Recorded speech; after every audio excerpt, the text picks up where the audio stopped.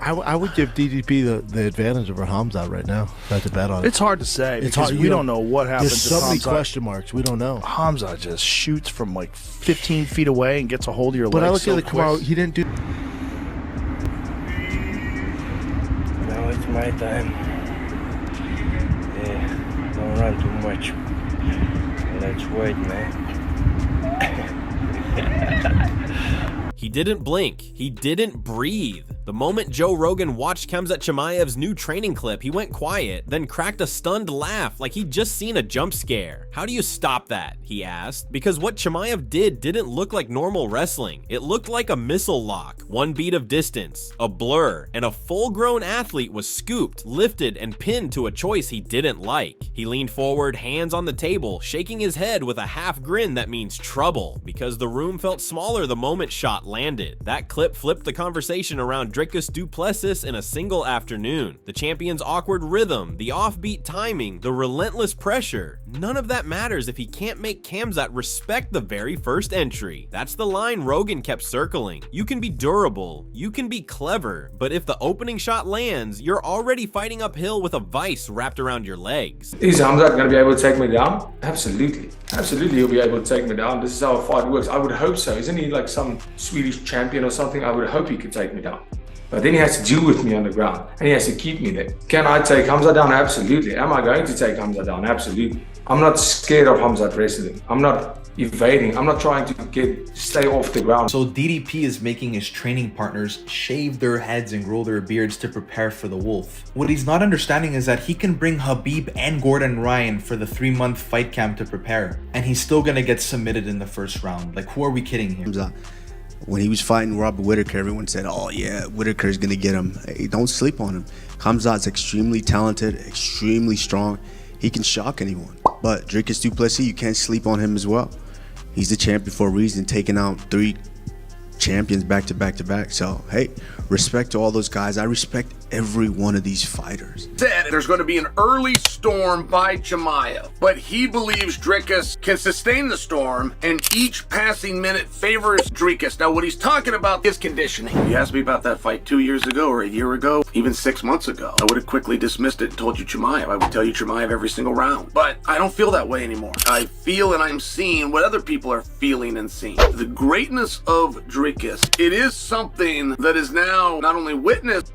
In the main event, the middleweight champion, Dricus Du Plessis, will defend his belt against Khamzat Chimaev.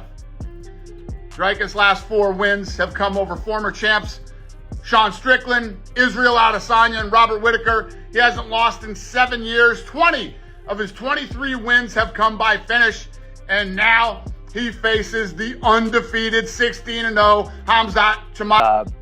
Ton of respect for both those guys. I think that they both do a lot of things really well. I think that they both have parts of their game that could use improvement. And I think that I see the fight. I think that early that Chimaev obviously has an advantage. I think as the round goes later, we've seen Chimaev kind of fade and Dricus get stronger. So I think the later rounds favor Dricus, but And against Chimaev, uphill feels like a cliff. People forget how he closes space. 15 feet isn't a myth, it's the trick. He floats, then snaps, and you only notice it when your base is gone. That's why Rogan sounded half amazed and half concerned for anyone across from him. Not because Dricus is weak, he isn't, but because speed at that range forces the kind of mistakes that become scrambles, and scrambles become top control, and top control is where Khamzat lives. But this isn't the same Khamzat people argued about last year. The questions about his engine, the talk that he's a sprinter, the memory of wild exchanges where the pace dipped. That's the real Dricus fans keep replaying. The twist is simple. The training changed. Sam Calavita's lab-style system is built to make explosive athletes dangerous after the storm, not just during it. Thresholds, heart rate targets, ugly rounds repeat. The mission is obvious. Erase the one doubt left. Rogan watched the pad work, the wrestling bursts, the slow exhale between between rounds and said the quiet part. If the entries land early, can Dricus stop the second and third waves? It isn't only the first shot, it's the chain. Chimaev doesn't shoot to score. He shoots to start a problem that keeps compounding. If the finish isn't there, he drags, repositions, forces a post, and climbs. That's where champions panic. Dricus isn't panicking. He's telling anyone with a microphone that he's not avoiding the ground, that he's willing to wrestle, and that he can take Khamzat down too. It sounds bold until you remember what wins him fights. He breaks people by refusing to play the polite game. He's messy and proud of it, and he invites chaos because his rhythm blooms inside it. The footwork fans mock online, that's the smokescreen hiding the left hook, the level change, the clinch that won't unclasp. The internet made jokes when he posted new camp photos, but the champions?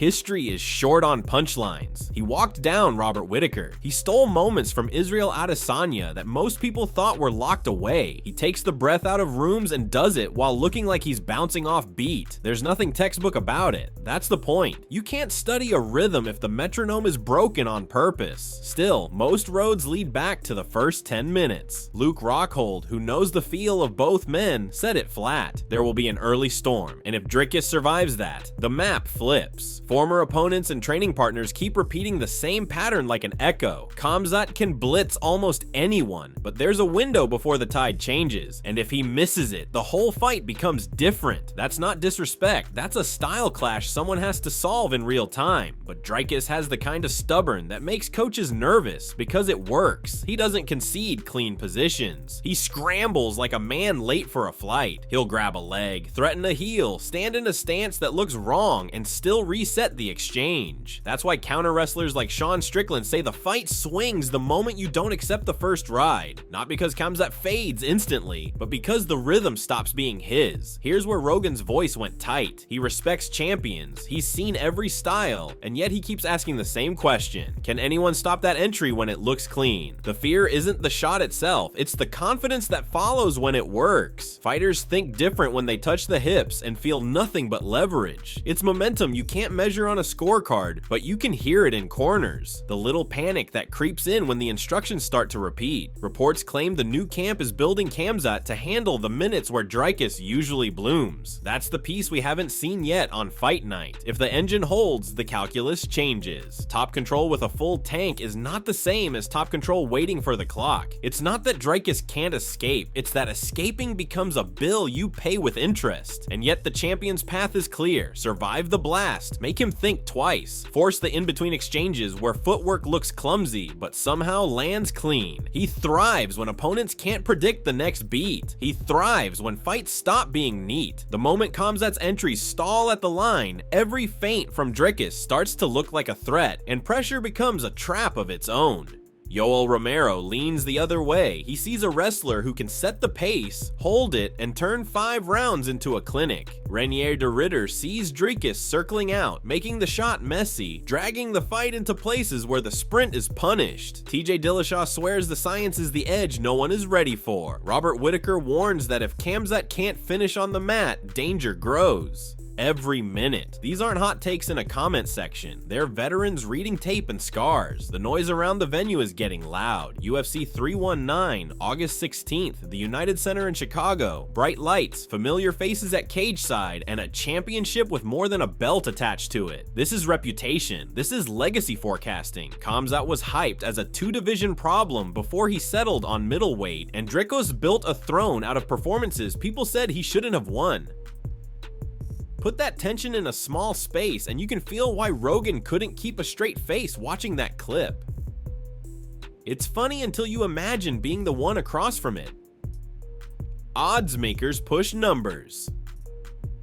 Fans push narratives. What matters is how fast the first entry shows up and how hard the first escape makes Khamzat work. If he chains through and keeps climbing, you can pencil in a long night wrapped in short movements. If Dricus stuffs, scrambles, and makes the second burst look mortal, the arena gets louder and the questions get sharper. That's when a champion smiles through the mouthguard because discomfort is home. Remember the Burns fight. The pace was chaos, the edges frayed, and for a few minutes the aura flipped. flickered. He still won. That matters. But the memory exists, and memories are where underdogs find courage. Dricus doesn't need a perfect round. He needs the moment where the sprint stops looking inevitable. From there, everything he is, the stubborn, the strange, the relentless, starts to tax the other man's lungs. The simplest truth is the one Rogan said without dressing it up. If you can't stop the storm, you may never get your turn. It's not poetry, it's pressure. Khamzat stacks layers until opponents start choosing the lesser evil, and Dricus pulls them back into the fire by refusing the bargain. One style wants to end the conversation before it begins. The other wants to drag the conversation until the meaning changes. So what happens when they collide under the same lights? Expect a sprint from the bell. Expect the shot before you finish the first breath. Expect Dricus to try to punish the exit, to make Khamzat reset with hands where he doesn't want them. Expect moments where both men look brilliant and moments where both look lost. That's what great fights feel like. They swing, they lie, they tell the truth late. Rogan didn't promise an outcome. He just reacted like a fan who's seen too much to pretend that clip was ordinary. It wasn't. It was a warning and an invitation. Stop this or suffer it. Dricus has made a career out of making warnings look silly. Khamzat has made a career out of turning invitations into traps. One of them will be right in Chicago. And if the training lab math is real, if the engine holds at minute 13 the way it does at minute 3, then every scramble becomes heavier and every breath becomes louder. If it isn't, if the sprint tires, you'll see the champion's grin widen as he marches forward through the fog. That's the coin flip inside the hype. That's why Rogan watched and murmured, how do you stop that? The only way to answer is to lock the cage and find out.